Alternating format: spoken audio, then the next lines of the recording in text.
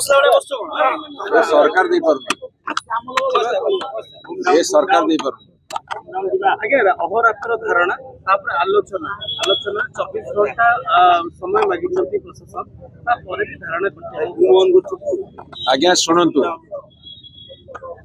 Police प्रशासन से माने राज्य सरकार कथारे परिचालित होउछन्ती अर्थात जी बाड़ेब ताकू सुरक्षा जी माड़ खाइब ताकू दंड विधान वर्तमान ओडिशा सरकार एटा नीति रे परिणत होइछि।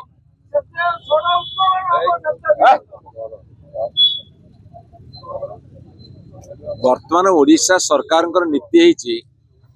जी बाड़ेब ताकू सुरक्षा दिया जिवो जी माड़ खाइब ताकू दंड दिया जिवो। ये वर्तमान ओडिशा भारतीय जनता पार्टी सरकार नीति और आदर्श प्रथम कथा। द्वितीय कथा आपणकर माननीय टीवी चैनल माल देखी किए बाड़ौला समस्त सोशल मीडिया रे पड़ी किए बाड़ौला जदि पुलिस कह 24 घंटा गला आउ 24 घंटा नब ताले आईन श्रृंखला केमिति से मेंटेन करपण मैंने अनुमान करूँ सारा ओडिशा रु सकाळु एते टेलीफोन आसिलानी जे आज्ञा ये जो इश्यू याकू जदि पुलिस विभाग राज्य सरकार तुरंत कार्यानुष्ठान ग्रहण करेनि आपण माने आंदोलन जारी रखु ये ओडिशावासी आम उपर बर्तमान चाप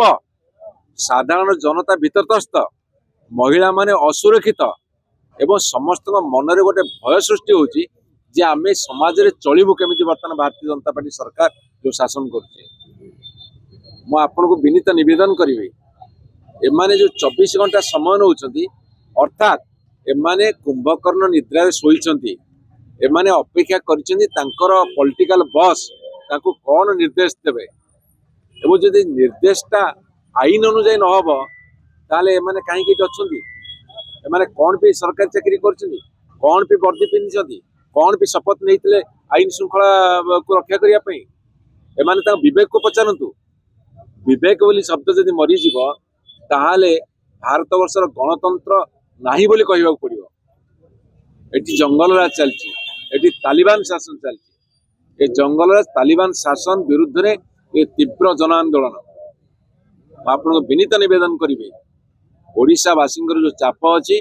ए जो पुलिस विभाग ए सरकार तुरंत तुरंत संध्या सुधा कार्यानुष्ठान नियंतु नले शीत काकर रे पड़ी रहिबो एटू उठिबो।